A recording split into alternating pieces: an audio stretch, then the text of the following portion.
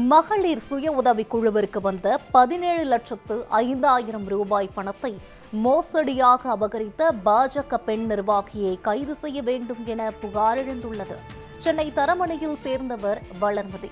இவருடைய கணவர் லாரி ஓட்டுநராக வேலை பார்த்து வருகிறார். இவரது தலைமையில் அவரது வீட்டில் அருகில் வசிக்கும் 14 பெண்கள் சேர்ந்து மகளிர் குழு நடத்தி வருவதாக கூறப்படுகிறது. பாரதிய ஜனதா கட்சியில் உறுப்பினராக இருப்பதால் அதே கட்சியில் இருக்கும் நான்சி செந்தில்குமார் மற்றும் மரிய சுவாதி ஆகியோரிடம் பழக்கம் ஏற்பட்டுள்ளது.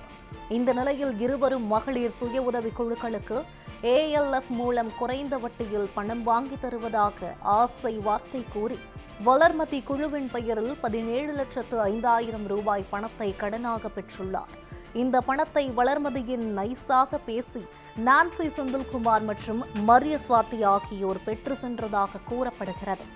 இந்த நிலையில் 2 மாதமாகியும் மகளிர் குழுவிற்கு வந்த 17,05,000 ரூபாய் பணத்தில் வெறும் 4 லட்சம் மட்டும் திருப்பி கொடுத்துவிட்டு மீதி பணத்தை தராமல் ஏமாற்றி வந்ததாக கூறப்படுகிறது.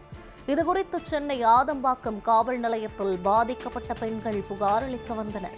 ஆனால் ஆதம்பாக்கம் காவல்துறை அதிகாரிகளோ இவர்களின் புகார் மனுவை பெறவில்லை என கூறப்படுகிறது.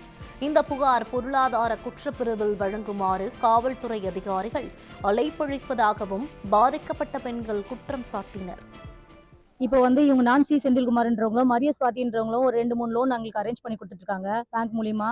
இப்போ என்னோட பேங்க் ப்ரூஃப் வச்சுட்டு நான் ALFன்னு ஒரு லோன் பண்ண போறேன், அந்த லோன் மூலியமா உங்களுக்கு லோன் காசு வரும் அப்படின்னு சொல்லிட்டு எங்களுக்கு காசை காட்டி எங்களை இது பண்ணாங்க.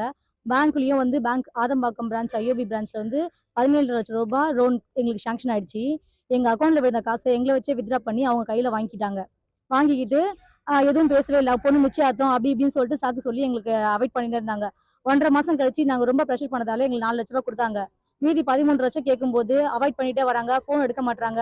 நான் கட்சியில இருக்கேன், பொறுப்புல இருக்கேன் அப்படின்னு சொல்லிட்டு எங்களை அவாய்ட் பண்றாங்க. எங்க போனாலும் எங்களை ஆள் வச்சு மிரட்டுற மாதிரியே பேசுறாங்க அவங்க. சரின்னு சொல்லிட்டு இங்க ஆதம்பாக்கம் போலீஸ் ஸ்டேஷன் வந்தோம். அங்க பார்த்தா கம்ப்ளைண்ட் எடுக்காம எங்களுக்கு பொருளாதார குற்றவியல் பிரிவுக்கு போங்க, சண்டே லீவு அப்படின்ற மாதிரி சொல்லிட்டாங்க. எல்லாமே 14 பேரும் கஷ்டப்படுற ஃபேமிலி.